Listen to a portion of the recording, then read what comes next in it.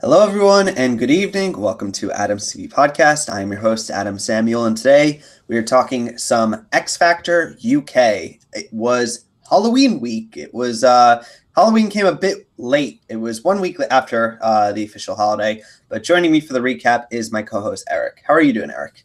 I'm doing good. I like the theme usually. There are always a couple of good performances, and production goes all out, which I like or I don't like. And this year I kind of liked it because I'll get into it as we go. But I think that they let the more subtle contestants still be subtle, which I appreciate it. They don't always do that for a theme.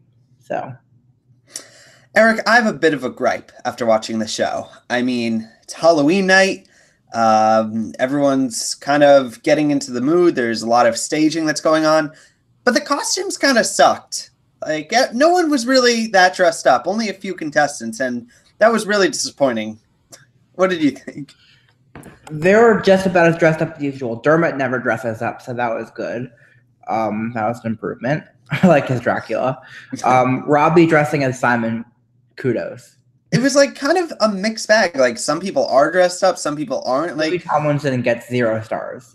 they get 0 stars. And I kind of want to ask this first question. I guess that's where we should start. If we're forgetting singing, who had the best costume of the night, Eric? Robbie Williams. Robbie Williams had the best. I mean, they were all. I would honestly give it to Dermot because no one else, like none of the contestants tried. I just wrote in my notes, where are the costumes? Dalton tried a little bit. Acacia and Aaliyah tried a little bit, and Giovanni tried a little bit. And Gio had a good costume. And I think that's it. Like, this is Halloween night. Where are the costumes? Who cares? I was just disappointed. Just something I was feeling. But let's kind of get to the headline of this week, which is the losses that we lost from the competition. We lost. Well, one of them wasn't much of a loss. It was more of a gain. Well, we lost United Vibe and we lost Molly. Molly Scott was the last name. Eric, are these results a little bit surprising, or do you think they? One of them was not surprising in the least. The other one out of the bottom 3 was not surprising in the least. I would have swapped Molly's elimination for probably Danny or Casey and Aaliyah or Brendan. I'm just going to say I'm a little surprised Brendan survived the bottom 3. I escaped it. He wasn't escaped it. Yeah, escaped it. A bit of a surprise. Do you think? I was surprised, but good for him, though. I mean, he was my number 1 draft pick, and the more he holds on, the better. Is all I can really say. You're going to win with your number 2 draft pick. Stop complaining. I guess we should actually take a look back at the draft pick. So this week we lost Molly. And we lost United Vibe, which basically means that it is. Well, I forgot to cut off LMA Choir, and the week before we also lost. Who did we lose? Janice. Tie game still. We both lost 3 draft picks. On my team, I've got Brendan, Dalton, Anthony, Danny, and Giovanni. Eric still has Misunderstood, Shan, Scarlett. Casey and Ali and Bella. So I don't know. I have Scarlett? You do have Scarlett. I should have taken Scarlett. That's good. But I did not. So I guess we should kind of get into some of these performances, shall we?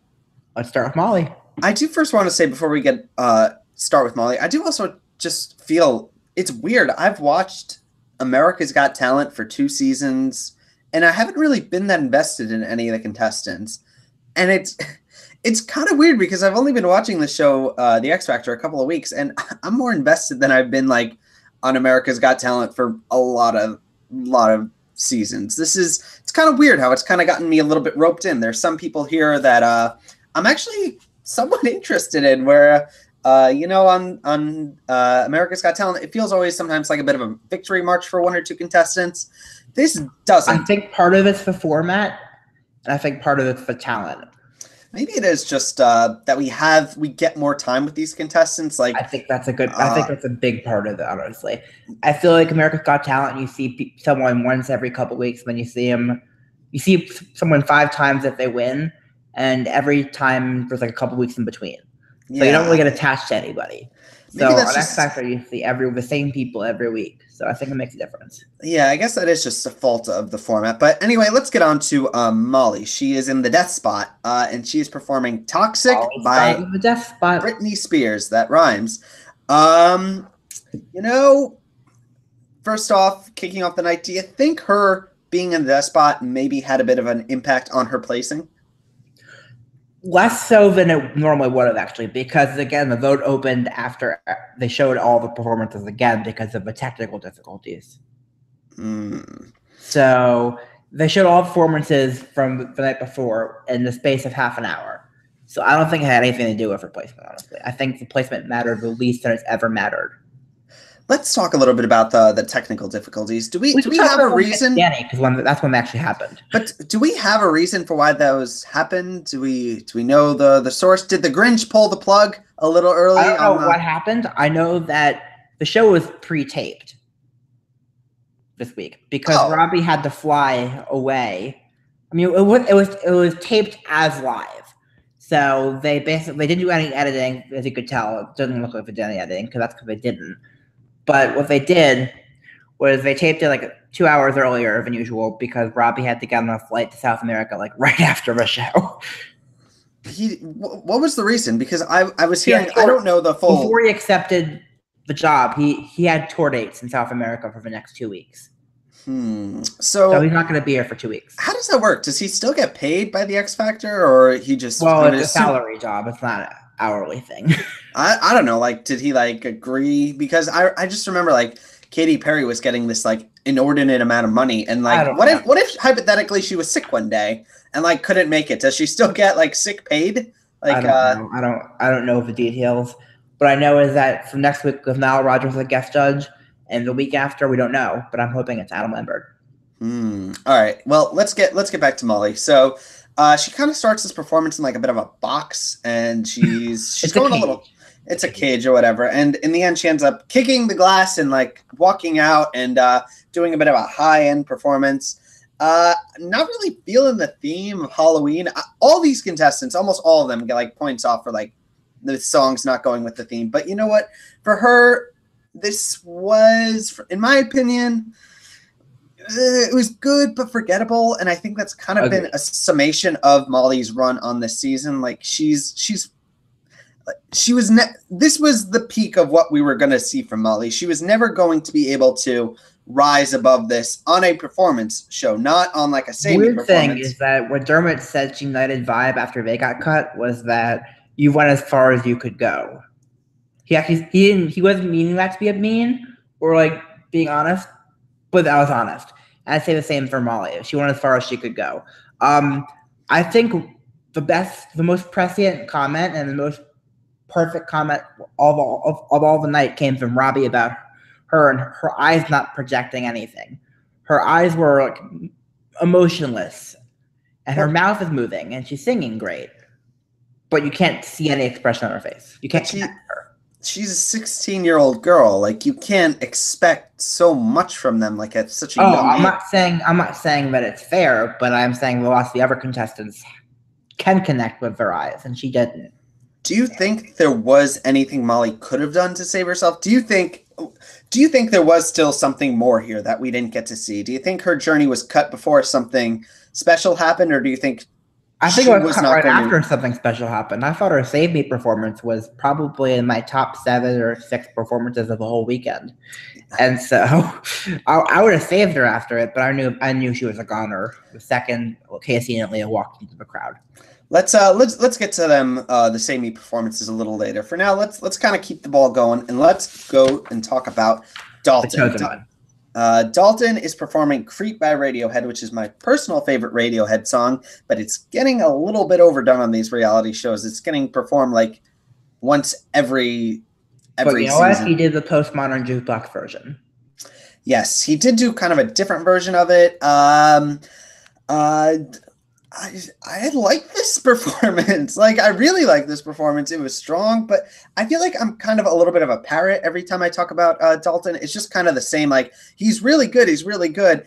But I'm always a little worried that when someone sets such a high bar for them, that in like the narrative, like this would eventually lead with like a crash because he's doing so well that at some point he's going to have a performance that's not going to be on that level. It might be like a step below, but because it's a step below, it's like going to show like I don't know how, like the emperor is vulnerable. Like they can be beaten. Like, you know what I'm saying? Like there's honestly, the weird thing is that I would have thought that this would be the week that if they were gonna deramp him at all, this would have been the week. Because last week he stole the show, became the favorite in the odds, and if they didn't really want him to win, I think this would have been the week we would have found out.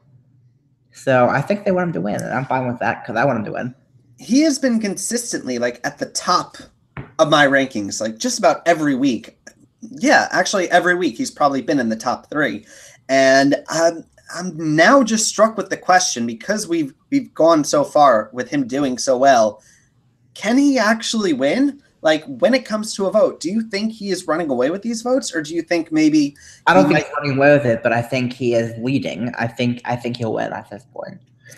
I think that because, first of all, we've had a lot of singers like him win. Not exactly like him. He's better than a lot of the people who've won the show.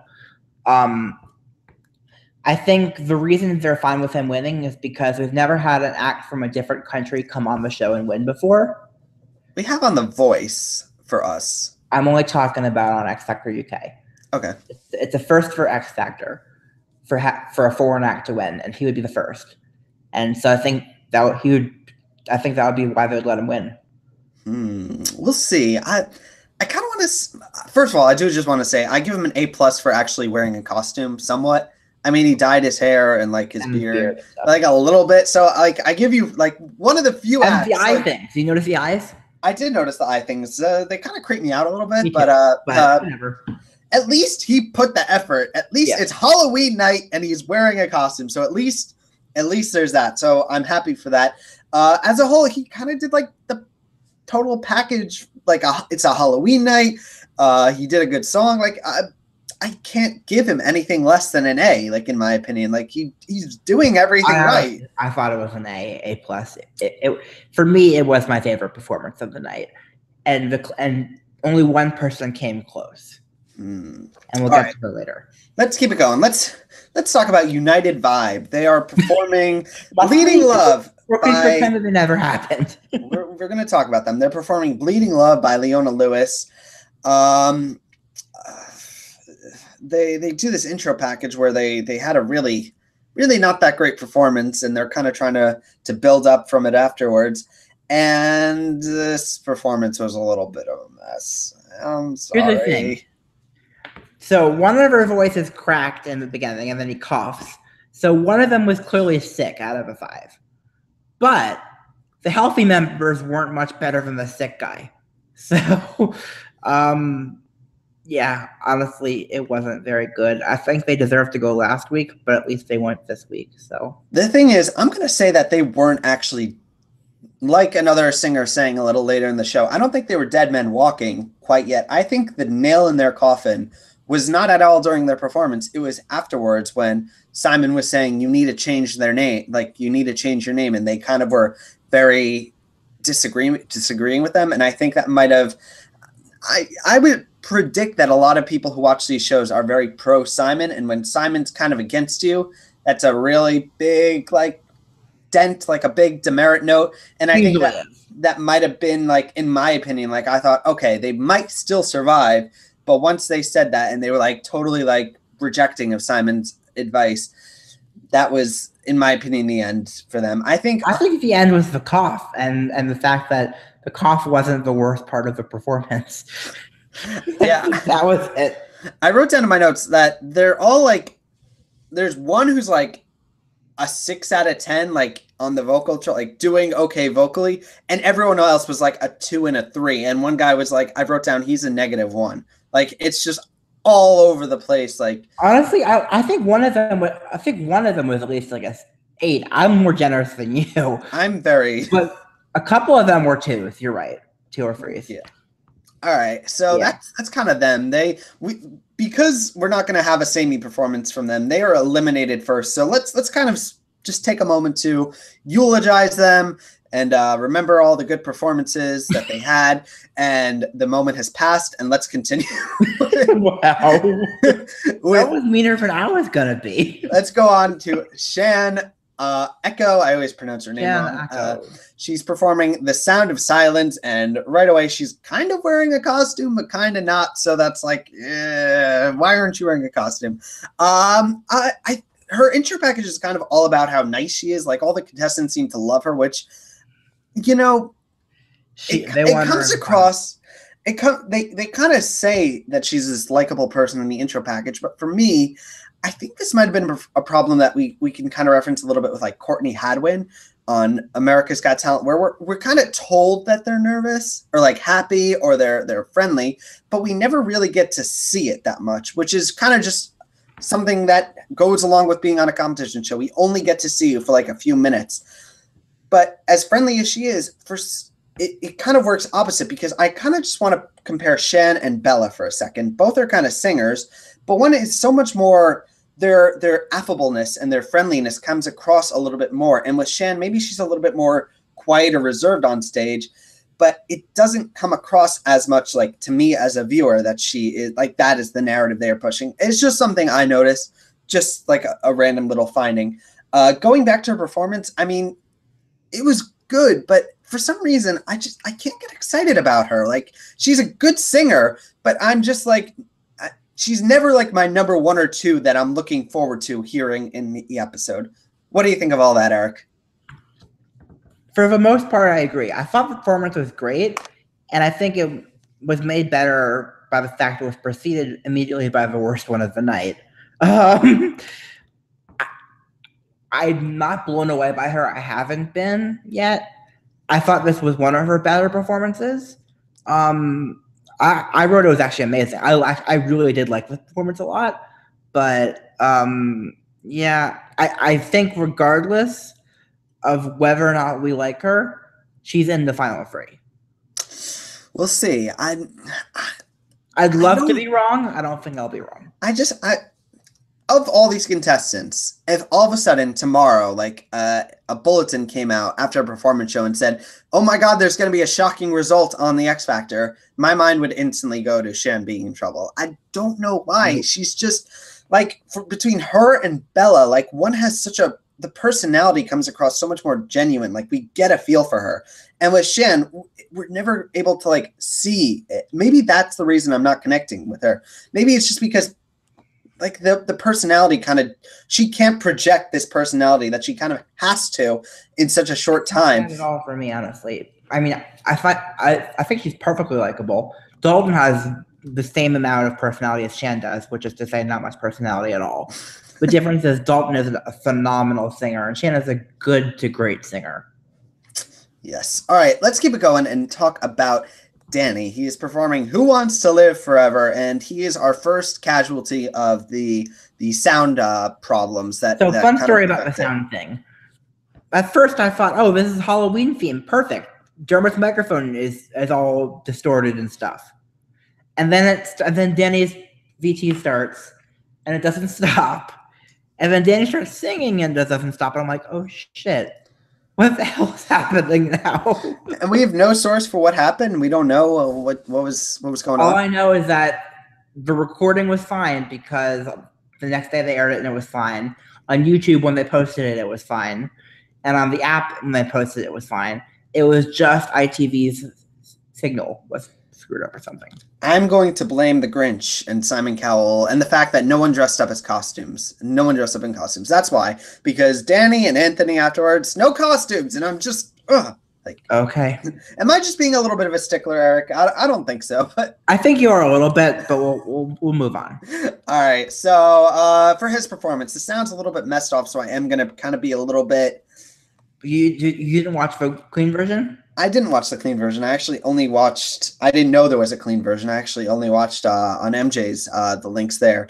So for me, I just want to say, is this dude cursed? Like, this is the second time like sound issues have affected him. Because him and Anthony is right after, and the two were kind of affected. And I recall the first time Danny had sound issues, it was because Anthony performed before him. Yes. Coincidence? Conspiracy. I don't know. Okay. For his performance. All of Danny's performances are kind of the same a little bit. It reminds me a little bit of Michael J. Woodard on American Idol, who was a very good singer, but all his performances were kind of the exact same thing. He would like stand in front of his mic and slowly raise his hands. I love Michael. Michael's a great singer, but it just is a little bit samey. I do want to get a little bit of diversity. I feel like every performance from Danny has kind of been this exact same thing. Do you kind of agree, Eric?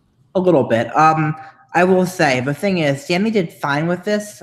I listened to the clean version, so I can say Danny's vocals were fine, but the song isn't good enough when it's just done fine. Because, like, Adam Lambert sings this song every night on tour of Queen, and it's a showstopper. It's the moment that Adam has with Queen. I'm sure Freddie Mercury did an amazing job with the song, too. And this song can be sung amazingly well, and if you don't live up to singing it amazingly well, you're not doing it well. And so, yeah, Danny, song choice did him no favors, I'll say. All right, I think that and the sound guy did not do him any favors either. But I don't know. In my opinion, I think he's going to start being in trouble next week because he's just not. There's no growth here, is what I'm saying. Like, it's kind of, I feel like he's the exact same singer he was at the start. There's been no progression. It's kind of just gone in a line, and eventually the bottom line is just going to keep going up, and it's going to get to him. And I think the good news is, Danny agrees with you that he's not going to win. Where did he say that?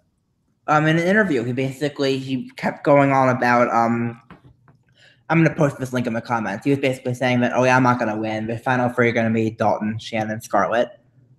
He's right. He's probably not wrong. And then he continued, and he doubled down on his complaint from last week that some songs didn't fit the theme. So he's not coming across very likable. I don't think he's being, like, in my opinion, he's not wrong. Like, he's not wrong at all. But, but he shouldn't be saying it. He should. It's called having a filter. Like, if I'm taking your words verbatim for what he said, like that, he's not wrong. Like, I feel like these contestants, which is true, they just kind of have to not say anything like anywhere negative. But maybe if I was on one of these shows, I would probably be saying the same things, only probably a lot worse. And I would come across as unlikable. I'd be saying them quietly to myself and then not saying them out loud to other people. All right, let's keep it going and talk about Anthony Russell, another victim of the technical issues. I still think coincidence. I think these two are connected somehow. I think Anthony and Danny, like, something is going on. Maybe like their spirits are like arguing or something. Let's have a Halloween fan fiction contest or something. Fan fiction. Okay. So he is performing "Demons" by Imagine Dragons. Yay! The song returns. Yes, more Imagine Dragons, and no, this song specifically. Why this song? This song was one that was overdone. Yeah, kind of. For me, a lot of the notes I have for Anthony are kind of the same I have for Danny. They're both kind of these singers that have kind of not shown much growth. Like, they've kind of, which is just ironic because they're still connected, like, by go on, Eric. But the difference is Anthony is extremely likable. Yes. Extremely. Like, he goes and high fives the fake band after he gets a standing ovation. I appreciate that. He does have a bit more affableness to him. Like, people are more extremely likable. I like him. But I don't think this performance was perfect, and it definitely wasn't standing ovation worthy. But he's likable, so I will say I really like his voice. Like, he has a really good singing. He has a very nice tone to his voice. Sometimes he scratches it a bit too hard and it gets a little bit off key, but it's very pleasant. I'll say that. But like I said, like, he's another case like with Shen, where I'm just not excited about him. Like, he seems like such a nice guy, but I'm not like. It was just the Anthony show. I wouldn't be like excited to tune in. Like, there's kind of, I don't know. He's just kind of been a middle of the pack contender. And if he's not going to do something that's going to take him out of there, he's just going to go home. Like, they need to give him a bigger song that he could do something with, because it's working now. But I think, like I said, these two are connected. I think him and Danny are going to start being in trouble next week. Agreed. All right, let's go on to Misunderstood, performing one of the weirdest song choices ever for a singing competition show. They're doing Thriller and No Not Costume. weird at all. This is every year for Halloween, a contestant does this. This is my first season watching Eric. I don't know what people. Every year someone does this song. Every year? Every single time this scene happens, this song is done. All right, so they kind of started off slow and then eventually kind of build to like the higher energy performance that this song is known for. They're just, I'm just not. They're another act that's just kind of middle of the pack. They've done nothing to excite me. They just continue to just be at best an opening act. They don't seem like a headliner or someone that I would want to go see first. And I'm at the point now where I'm getting mad at them. You can't be mad at them. Be mad at the producers for not giving them like better songs because. No, I'm mad at producers and I'm mad at them because I'm mad at whoever's not letting them sing the ballad or any ballad that I know that they could blow out of the park is really denying us the best possible performances. I just had an idea. They should perform Please Don't Let Me Be Misunderstood by the Animals. No. And actually, here's the thing. This week there was a ballad that they did, sort of, that would have fit the theme perfectly. And yet, nope. You know what it is? Are like, they did Dangerous Woman by Ariana Grande. Ooh. They did it a cappella. A power ballad, a little bit. But no, they did it a cappella. And I'm going to send you the link to this on YouTube. This performance, if they did this on the show, they would no longer be middle of the pack. They'd be frontrunners. And I'm so mad at that. I think at this point, honestly, even if they do pull something out, it's going to be too little too late. Agreed, and that's why I'm mad at them. I'm starting to think like I'm going to be revoking their top 5 like placement that I had in my mind, and now I think they'll make top 5, but barely, honestly. I think they'll fall into top 8. I think they had so much potential, and they haven't lived up to it, and I'm sorry. I'm mad. I'm just mad. I'm not happy about them. Such a shame. I don't get it. I don't know why. Like, did you watch the 2 things I sent you with them? I watched a little bit of them. It's just I can't get excited about them. They're middle of the packers. They're just not doing anything. But do you agree that if they did the song I sent you, that they wouldn't be middle of the packers? Maybe if they've done it earlier. At this point, like I said, it's starting to get to too little, too late. And yes. Let's move on from one of the okay performance of the night to, in my opinion, the best performance of the night. It was Scarlett Lee performing I Put a Spell on You. For me, Scarlett's kind of always been number 2. Like Dalton's usually number 1, and then Scarlett number 2. This was the first week where I'm going to put Scarlett up top. I like this performance. I thought it was the best of the night. She sang the socks off of it. I don't even know if that's like a saying, but she really did a good job with it. Is what I would say. But honestly, not going to argue with that at all. She is my clear her and Dalton are my top 2. And if they are the top 2, I will be extremely happy this year. Because Scarlett gives Dalton a run for his money for best vocalist on the show every week. Those 2 have not had a bad performance yet. Scarlett starts off like okay, starts off good, you know. By the end, I'm blown away by this. And the thing is, she's the second contestant to have a moment with this. 2 years ago, Matt Terry sang this song during Hollywood Week, and he won the show later on. Is he the guy who looked like one of the One Direction people? He looks identical to Louis Tomlinson. Huh. And he did this song. He did this song, and he nailed it. It was my favorite. It was one of my 2 favorite performances Matt did all season. And Scarlett, what's he up to now? Not too much. Simon never signed him, basically. So. All right, go on. Not funny. I liked him a lot. He was really good. All right. Going back to Scarlett. Can she win? Before this week, I would have said no. After this week, slim chance, but possibly. I'm going to put her odds at like 10%. Dalton's kind of got like 70%, and then probably Shen's got the last 20%, if I had to guess. I would guess the same. That's my guess. And let's kind of keep it going. Next up, we have Acacia and Aaliyah, and I'm going to give them an A+ because damn it, they dressed up and they put in a little bit of effort. But the song was not at all Halloween themed, like at all. I really wrote to pull a Danny Tetley and complain about theming. I have to say this was not a Halloween song at all. But at least they dressed up. So like at least they at least with them, like with a lot of the other contestants, they dressed up. You didn't. With a lot of the other contestants, like their performance could have fit onto any week. Like this one, I'm like, okay, this is Halloween themed. They embrace the theme. They get an A+ for doing that. But this performance was just forgettable. Like it's okay, I guess, but not my thing at all, honestly.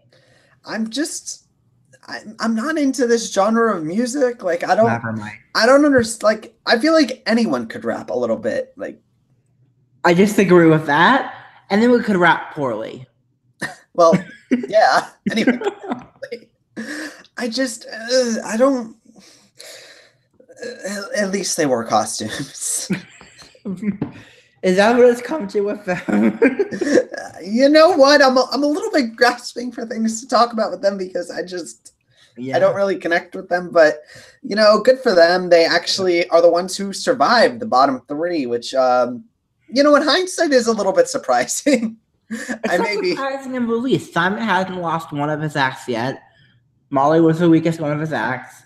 They went into the crowd and actually delivered choreography. And despite Molly having her best performance of the entire season in that sing-off, she was dead woman walking. All right. Let's move on to Bella Penfold, who is kind of like my guilty pleasure in this competition. Like I'm slowly starting to like. For me. What? That's Gio for me. I'm really liking her. Like when she doesn't rap, she's like could be one of my favorite performances of the night. Like she's really good. She's got like a really good voice. She has such her personality. Like it comes through. She is just I do love her brimming with personality. And I want to pose this question to you, Eric, because this is just a question I've been thinking about while I've been watching her performances. It's how far can likability carry a contestant in one of these competition shows? Does it end with like their singing abilities being subpar, or does it just end where they kind of eventually do something wrong and their personality just doesn't really reach the audience in the same way? I don't know. Factory can get you all the way to second place. Oh, that's not bad. Have we ever on one of these shows had a like subpar contestant who was kind of all personality? I would say last year's winners of X Factor, Roxy, were pretty much that for me. The thing is, like, as misunderstood falters, for me, Bella kind of rises, and I think she might make top 5, which is crazy to think. Top 5, yes. I don't think she's making the final, but no, she's not. Well, I don't even know. Finals, top 4, top 3. What is it? I have her top 4 or top 3.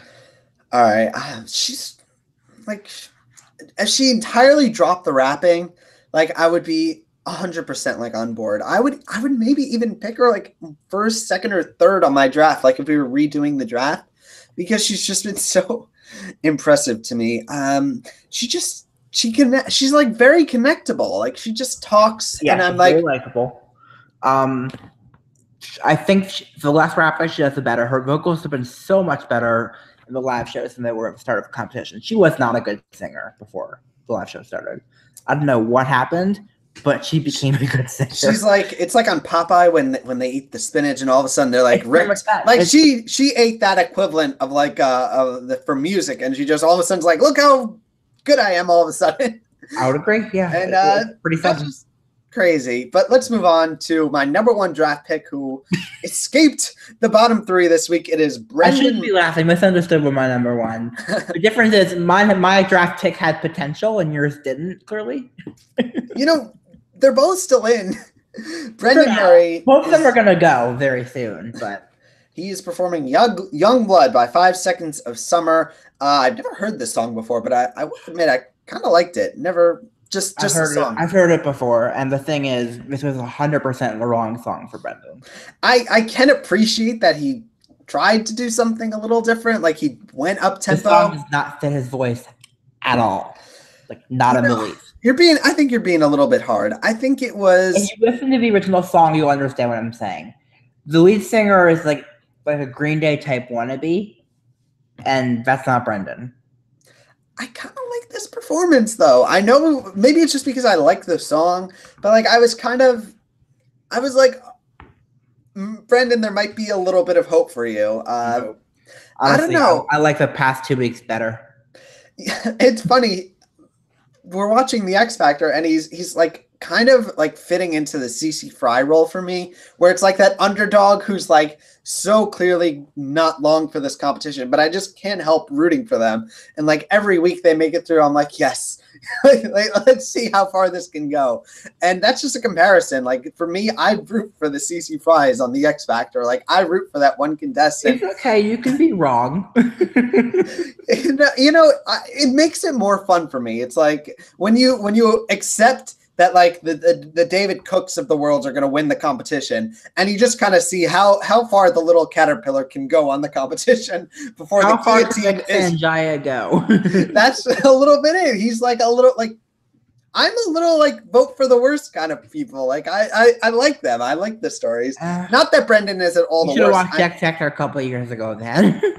I want to say I still see a way he survives next week. Like I see like a scenario like in my head. I'm like trying and I'm like, all right, here's who's got to go home. Casey and Aaliyah have to lose the vote. Then it's got to be like the Anthony and Danny in the bottom two, and bam, Danny. Anthony's not on the bottom two anytime soon. I don't know. Anthony's number 3 in the odds right now. Like I said, he's like Brendan is like the little caterpillar who's like inching along as like all the other animals are like racing along. Like you have the turtle, the hare, everyone, and Brendan's the little. I'll blow up. The caterpillar's not gonna win. Brendan is like just inching along, like trying. Oh, come on, we're gonna maybe overtake one. All spontaneously combust, and then the guillotine is just smashing down like constantly, and Brendan is like just constantly out of reach of like the blade falling down on them. Mm-hmm. And this is why I like this show so much. Like this is what I'm excited for. But I'm talking a little crazy, and let's kind of move on to our final act in the pimp spot. Another contestant who, thank God, dressed up. He actually put in the effort. It was Halloween. We knew he was going to, though. Yes, it's Giovanni Spano. He is performing "Live and Let Die" by Wings, Beatles, Paul McCartney, one of those three. He goes full out with the Halloween theme, which, you know what? A+ right there for that. But the performance was not as good. What did you think, Eric? Here's my thing. So I'm going to actually gripe about my favorite X Factor winner of all time right now. Did you see before Giovanni went out, James Arthur told him on the red carpet of some event that I loved the scream at the end of Baby One More Time. And now I love James Arthur. He's my favorite X Factor winner. I've met him. He's a great guy, really talented singer. He could not be more wrong about the scream. The scream is what takes Giovanni down from an A vocalist to a C+ vocalist for me. I thought overall the vocals were great if you took out the screams, but including the screams, it's like a B- C+ vocal. I'm going to 100% agree with you. I think the scream once, like I said last week, it was good. It was different. It was like a surprise.